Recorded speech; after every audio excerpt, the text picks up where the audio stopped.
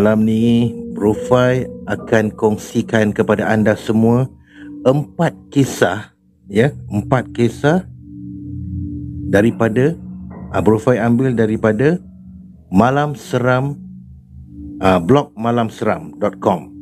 Okey. Sebentar lagi kita akan dengar, kita akan layan 4 kisah daripada blog malamseram.com. Waalaikumsalam One Tiger, terima kasih sudi hadir bro. Apa khabar bro?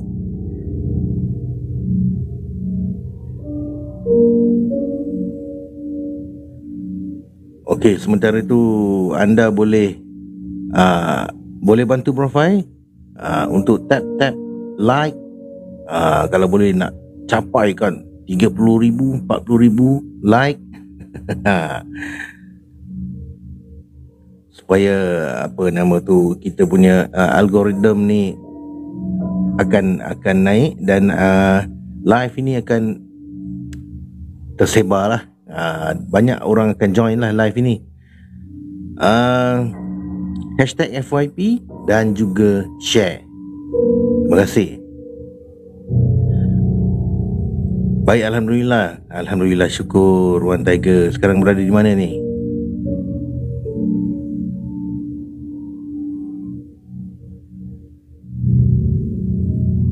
Baik.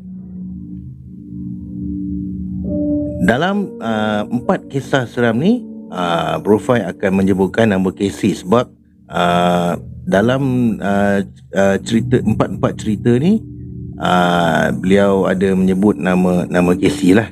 Dia sebenarnya disampaikan kisah ni kepada Casey, tapi Brofai dah ambil daripada dalam dalam blog Malam Seram ni, so Brofai sebut jugalah nama Casey tu. okey?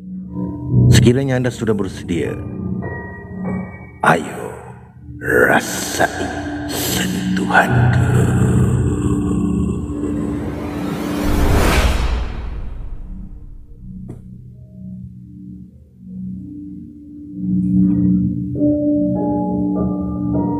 A'udzubillahi minasyaitonirrajim. Bismillahirrahmanirrahim. Assalamualaikum warahmatullahi wabarakatuh dan salam sejahtera kepada semua para penonton dan pendengar live cerita seram malam mistik Brofai di seluruh Nusantara. Diharapkan anda semua berada dalam keadaan sihat dan sejahtera. Oh, seram ya? Belum cerita dah seram? Relax. Kisah yang pertama pada kali ini, tajuknya adalah Disihir dalam Mimpi. Bagaimana cerita si pengirim ini? Di sini beliau mengatakan, Assalamualaikum Casey. Dia sebut nama Casey ya. Saya Khairul dari Kajang, Selangor. Pengalaman ini berlaku semasa saya belajar di Pulau Pinang. Saya tinggal di rumah sewa bersama rakan-rakan. Pernah satu hari, saya tertidur pada waktu petang selepas pulang dari kelas. Jadi, saya tidur atas sofa di ruang tamu seorang diri. Tiba-tiba, saya bermimpi ada seekor ular hitam yang panjang masuk ke dalam rumah keluarga saya dan menuju ke arah saya dan adik-adik saya. Dalam mimpi tu, kami memanjat kerusi sebab takut ular tu menyerang kami. Apa ni? Astagfirullahaladzim. Ada ular dekat bawah. Jadi dipanjat kerusi. Ular tu seperti masuk ke dalam rumah untuk menyerang kami. Saya cuba lindungi adik-adik saya. Jadi saya pun menolak mereka untuk berada di belakang saya. Duduk belakang. Jangan takut, duduk belakang. Kemudian ular tu datang di depan saya dan cuba untuk mematuk. Saya cuba menghalang dan saya terkena patukan di jari tengah, di tangan kanan saya. Jadi Allahu Akbar. Saya terkejut dan terjaga dari tidur sambil menggosok-gosok jari saya sebab kesakitan, dan badan saya dari posisi tidur terus terduduk masa tu. Masa saya terjaga, jari saya masih terasa sakit. Jadi saya termenung dan terfikir, macam mana rasa sakit tu boleh terasa sedangkan saya dipatuk dalam mimpi? Aduh, kenapa? Sakitlah pula. Mimpi je kot. Selepas kejadian tu, saya rasa sakit-sakit sendi. Di seluruh sendi badan saya rasa sakit, terutama bahagian pinggang dan tulang belakang. Tiap kali saya solat, rasa sakit semakin kuat dan saya jadi susah nak rukuk dan sujud sebab terlalu sakit. Sampaikan air mata saya mengalir.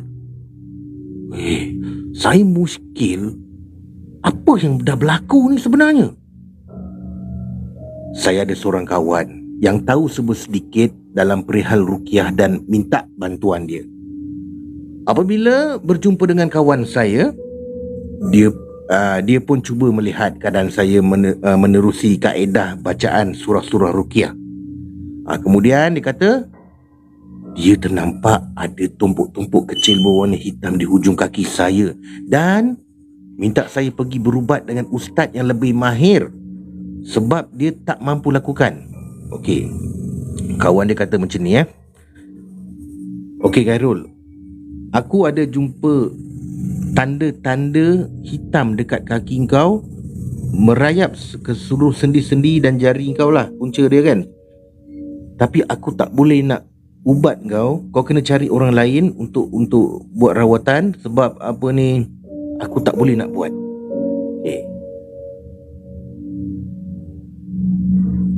Pada mulanya saya tak pergi pun sebab sibuk dengan pelajaran dan badan yang tak larat. Saya rasa tak mampu nak pergi ke pusat-pusat rawatan sebab ya Allah, dengan belajar lagi, lepas tu nak pergi ke pusat rawatan, rasa macam badan ni tak larat sangat. Sebulan selepas tu, saya mimpi lagi ular tersebut datang masuk ke dalam rumah saya. Dalam mimpi tu, ibu, adik dan abang saya lari naik ke tingkat atas, masuk ke dalam bilik dan panjat atas katil. Jadi saya nampak ular tu masuk terus mengejar kami naik atas dan cuba serang kami. Astagfirullahaladzim.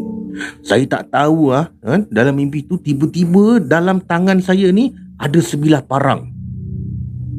Semasa ular tu nak mematuk, saya terus libas parang pada ular tu dan ular tu terbelah dua. Terbelah dua ular tu. Jadi ular tu tak mati, tapi bertebaran keluar dari rumah walaupun badan tu terbelah dua. Selepas tu saya terbangun. Dan apabila saya bangun dari mimpi, saya dah tak rasa lagi sakit-sakit badan dan boleh solat seperti biasa, katanya. Jadi dalam kisah ni, kata si pengirim ni, saya ada dengar seorang ustaz bercerita yang sihir ni boleh berlaku dalam mimpi dan juga boleh dimatikan dalam mimpi dengan bantuan dan izin Allah Subhanahu Wa Taala. Apa yang berlaku tu menjadi persoalan, adakah saya telah disihir? Ini kerana keluarga saya dah hampir 10 tahun disihir saudara sendiri pula tu, terutama ibu saya yang lebih dahsyat, dan saya akan kongsikan apabila ada masa yang terluang. Terima kasih Casey dan Assalamualaikum. Waalaikumsalam warahmatullahi wabarakatuh. Itu dia kisah yang pertama. Ada 3 lagi cerita daripada blog Malam Seram. So kita layan sebentar lagi. Baik, apakah pengajaran dalam kisah yang pertama ni? Sekiranya anda tahu, pernah tak anda bermimpi dikejar dengan makhluk yang menakutkan atau dipatuk ular? Macam dalam mimpi tadilah. Sehingga kan terbau-bawa, sampai bangun tidur pun masih terasa sakit dia. Sampai anda pun boleh jatuh sakit. Pernah tak? Pernah tak terkena macam tu? Jadi mungkin itu adalah tanda-tanda sihir. Kita pun tak tahulah siapa punya kerja tu, kan? Tapi apa pun, sebelum kita tidur jangan lupa kita baca Al-Fatihah, baca Ayatul Kursi, baca 3 kul, ya. Dan surah Yasin ayat 9 tu. Waja'alna min baini aidihim saddan wa min khalfihim saddan fa'aghshaynahum fahum la yubsirun. Sadaqallahul azim. Terima kasih ABC. Ayat tu, surah Yasin ayat 9 tu, itu mampu menolak sihir tu. Kalau kita tengah tidur, orang nak sihir kita, benda tu akan tendang balik. Waalaikumsalam warahmatullahi wabarakatuh, ABC. Terima kasih hadir ABC.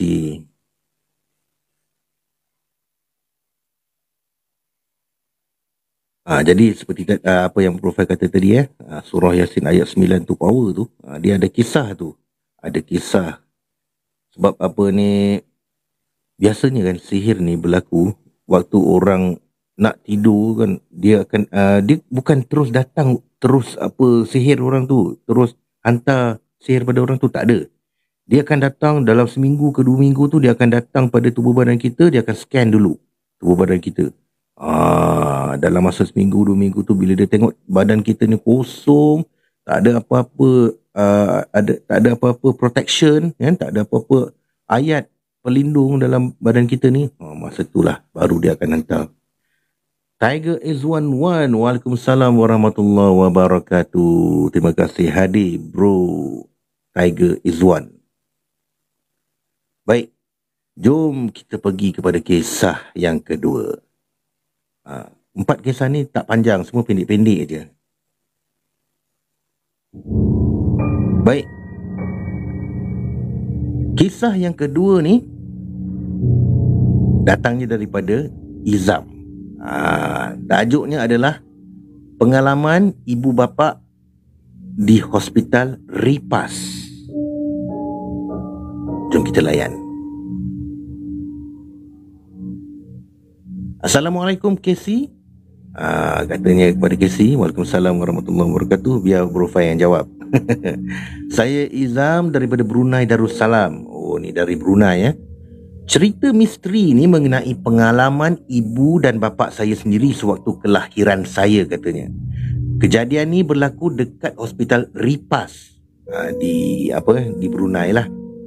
Ibu beritahu pada waktu tu saya ni akan menangis tak henti-henti pada waktu maghrib. Sampaikan ibu dan bapa saya ni berusaha mencari seorang ustaz untuk ubatkan saya ni. Waalaikumsalam warahmatullahi wabarakatuh, Masita. Oh, Kak Masita, terima kasih hadir, Kak. Okey, Bro Fai sambung lagi.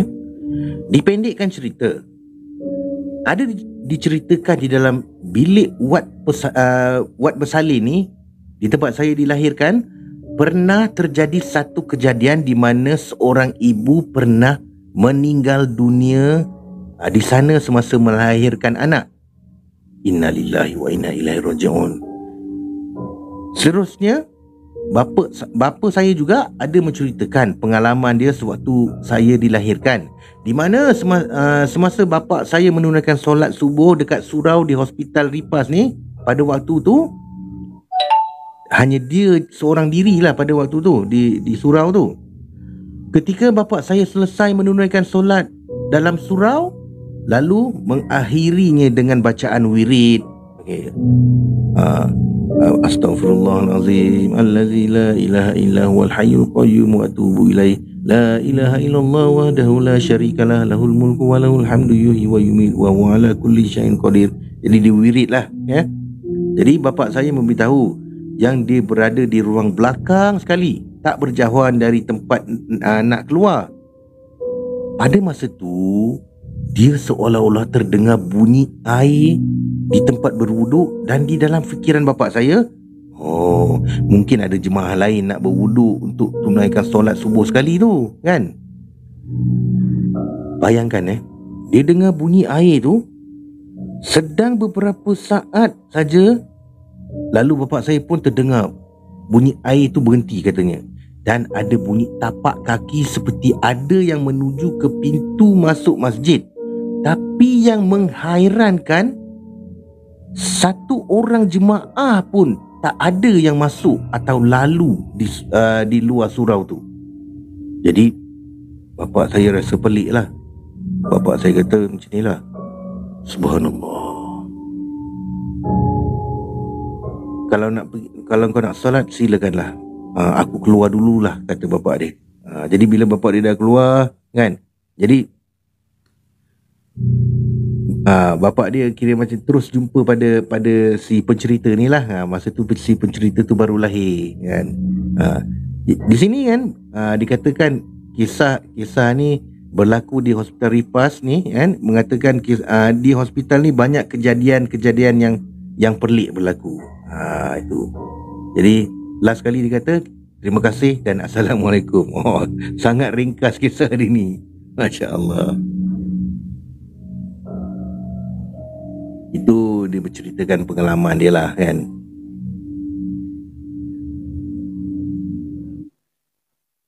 Kalau kita sebut pasal hospital Bro Fai pun pernah ada pengalaman bermalam di hospital, tapi bukan Bro Fai yang sakit lah.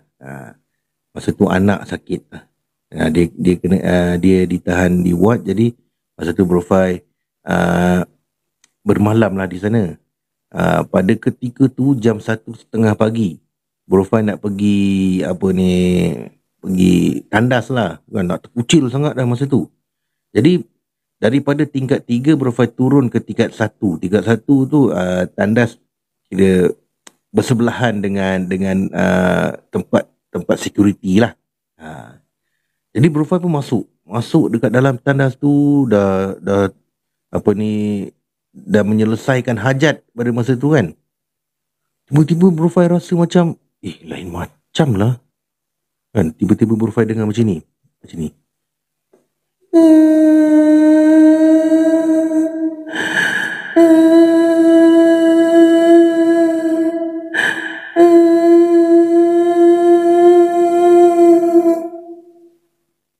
Jadi masa tu Bro Fai rasa kan macam bulu tengkuk ni kan naik sampai kan rambut ni rasa macam terpacak naik. Jadi Bro Fai pun keluar daripada tandas tu. Bro Fai ceritalah pada security yang bertugas dekat situ kan. Rupa-rupanya security cakap kan, bang, kalau boleh bang, malam-malam jangan pergi tandas sorang-sorang bang. Biasalah bang, hospital bang.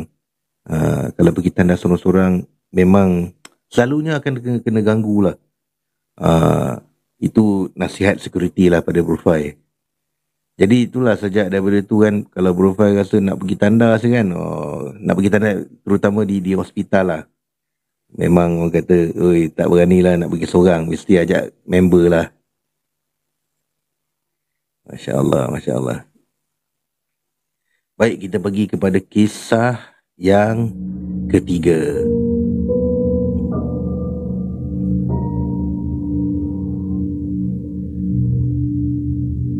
Kisah yang ketiga ni datangnya daripada Syarul, dan tajuknya adalah Menangis di Luar Tingkap. Jadi kisahnya berbunyi begini. Assalamualaikum KC. Waalaikumsalam warahmatullahi wabarakatuh. Nama saya Syarul.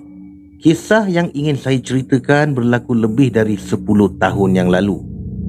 Saya pun dah tak apa-apa ingat lagi katanya. Saya tinggal di kawasan Simei, Singapura. Bro Fai pun tak tahu kat mana tempat tu. Jadi di sini dia katakan waktu tu saya berumur 17 tahun. Dan kejadian terjadi sewaktu jam menunjukkan sekitar pukul 11 lebih malam. Saya masih ingat lagi, ketika tu saya ni tengah bermain permainan video PS3 bersama rakan-rakan sekolah saya menerusi wadah dalam talian. Dia main online lah. Jadi pada waktu tu saya seorang diri di rumah. Abang dan kakak kerja malam. Begitu juga dengan bapa saya katanya. Ibu pula baru habis shift bekerja. Jadi sementara menunggunya pulang, saya pun luangkanlah masa dengan bermain permainan video PS3. Jadi ibu pada waktu tu pulang agak lewat, kerana setelah tamat shift bekerja, dia telah menemani rakan kerjanya pergi ke Geylang Serai untuk membeli belah dan makan malam bersama. Itu katanya. Jadi sedang asyik bermain permainan video PS3 tu dengan rakan-rakan di dalam talian online lah. Tiba-tiba saya terdengar ada bunyi suara seorang perempuan sedang menangis dekat luar tingkap.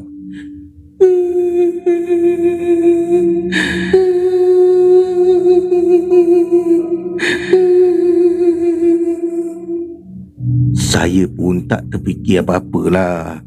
Sangkaan saya mungkin ada jiran dekat sebelah atas atau bawah yang dalam kesedihan ataupun baru bertengkar dengan keluarga dia lah kan.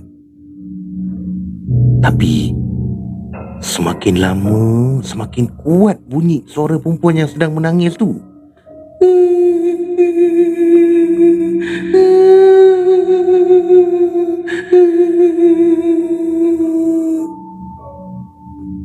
Saya pada waktu tu mula rasa takut kerana suara tu begitu kuat, seperti perempuan tu betul-betul di luar tingkap saya.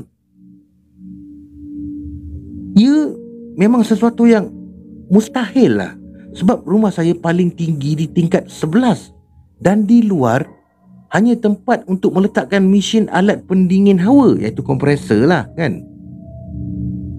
Jadi bila dah dengar suara perempuan tu, saya pun mula berdiri lah.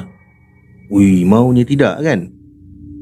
Jadi saya mula berjalan ke tingkap untuk tarik langsir yang menutup tingkap bilik saya tu. Tujuannya untuk melihat siapa yang tengah menangis. Dan apabila saya selak sikit langsir tu, Astaghfirullahalazim.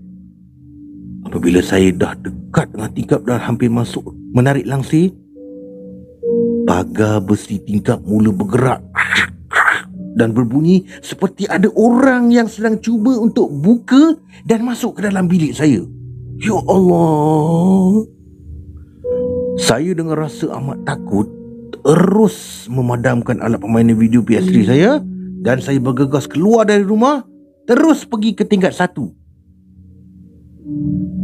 Bila saya berjalan di depan blok saya toleh untuk lihat ke atas tingkap rumah saya tu. Tahu tak apa yang saya nampak? Apabila saya toleh di atas, mendongak ke atas, maaf ya, saya ternampak ada sosok wanita berpakaian putih sedang duduk di atas mesin alat pendingin hawa, betul-betul di luar tingkap bilik saya. Dia duduk macam ni dekat atas kompresor. Astaghfirullahalazim. Saya terus berlari ke arah kedai 7E berdekatan dan menunggu ibu pulang. Mujurlah apabila saya pulang ke rumah, benda tu dah hilang dari pandangan. Terima kasih dan selamat malam. Itu dia kisah yang ketiga daripada blog Malam Seram.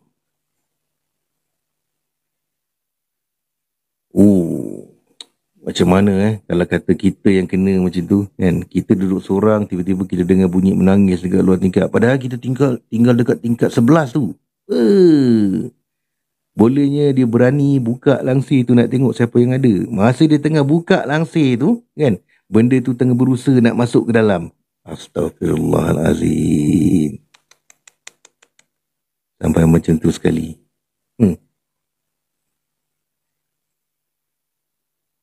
Kalau baru faham memang tak lah. Okay, kejap. Baik. Kita pergi kepada kisah yang terakhir daripada blog Malam Seram. Kisah yang keempat. Kisah yang keempat daripada blog Malam Seram bertajuk cerita ni datangnya daripada Juan ya. Berasal daripada Simpang Renggam, Johor Bahru. Jadi tajuknya adalah kejadian-kejadian aneh di hospital. Macam mana ceritanya ni ya? Okay, jom kita layan. Di sini beliau mengatakan, Assalamualaikum Casey. Waalaikumsalam warahmatullahi wabarakatuh. Profai jawab. Saya Juan, berasal dari Simpang Renggam, Johor. Saya rasa terpanggil untuk berkongsi cerita yang berlaku terhadap adik ipar saya sekitar tahun 2018. Mungkin cerita ni lebih kepada misteri daripada sesuatu yang menyeramkan. Tak apalah. Yang penting tak ada siapa yang dapat mengesahkannya. Okey. Ceritanya begini. Adik ipar saya ni telah dimasukkan ke hospital akibat mengalami demam dan jangkitan kuman pada paru-parunya. Jadi hospital ni tidak jauh dari Simpang Renggam kerana keadaannya agak kritikal ketika tu. Jadi adik ipar saya ni ditahan di ward 9A katanya.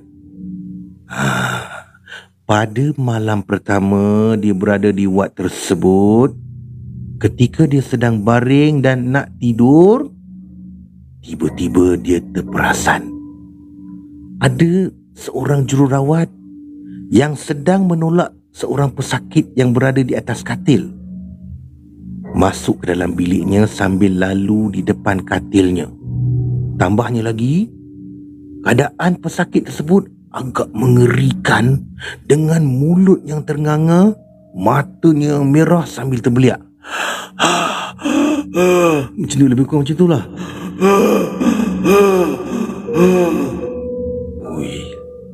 Bayangkan kalau mata dia merah, mulut dia ternganga kan, nafas dia kencang. Seram juga tu. Pada hari keduanya, adik ipar saya mula meracau, ibarat orang yang hilang ingatan lah. Sebabnya pada hari kedua tu, dia kata dia ternampak seorang lelaki tua tengah berjoget-joget dekat katil hujung biliknya. Ya Allah, bukan itu saja. Pada sebelah malamnya ketika dia sedang tidur-tidur ayam lah katakan, dia terdengar sekali lagi seorang jururawat menolak seorang pesakit masuk ke dalam wad. Jadi dia terdengar jururawat tersebut berkata sesama mereka, katanya macam ni yang ini aku punya, yang ini bahagian aku. Sambil dia terdengar bunyi besi-besi tu, bunyi seseorang sedang membuka laci, ibarat jururawat tu sedang menggeledah barang-barang pesakit. Namun adik ipar saya tak bangun dan hanya mendiamkan diri di atas katilnya. Keesokan paginya, adik ipar saya dikejutkan dengan pengumuman menerusi alat pembesar suara di dalam wad. Pengumuman tu berkata macam ni perhatian, kita punya seorang pesakit berumur dalam lingkungan 27 tahun, baru dapat cahaya mata, sudah tahu rahsia kita. Apa yang perlu kita buat? Kita bagi dia pil dan selepas tu kita masukkan dia ke dalam lubang. Pengumuman ni jelas didengari oleh adik ipar saya, tapi satu orang pun tak dengar kecuali dia je. Dalam keadaan yang sedang sakit, mestilah dia rasa takut apabila terdengar pengumuman seperti itu kan? Itu yang menyebabkan dia meracau. Sejak hari itu, adik ipar saya mula meracau. Jadi dalam masa yang sama juga, dia menghantar mesej pesanan lah kepada isteri dia, iaitu adik saya, katanya bertanya soalan berulang-ulang kali. Saya berada di mana? Saya berada di mana? Kenapa saya berada di sini? Nanti awak ubatkan saya katanya. Secara dasarnya memang kita nampak dia seperti orang yang kurang siuman. Tapi setelah dia menceritakan apa yang dialami selama berada di sana, barulah kami faham kenapa lupa di meracau. Alhamdulillah, adik ipar saya dibenarkan pulang ke rumah dan telah sembuh sepenuhnya setelah seminggu terlantar di hospital. Jadi kesimpulannya dalam kisah ni, dalam kita berada di dalam keadaan sakit atau lemah, sememangnya syaitan akan ambil peluang untuk menakut-nakutkan kita, sama ada dari segi bisikan maupun bayangan. Jadi itu saja cerita dari saya. Selamat tengah malam.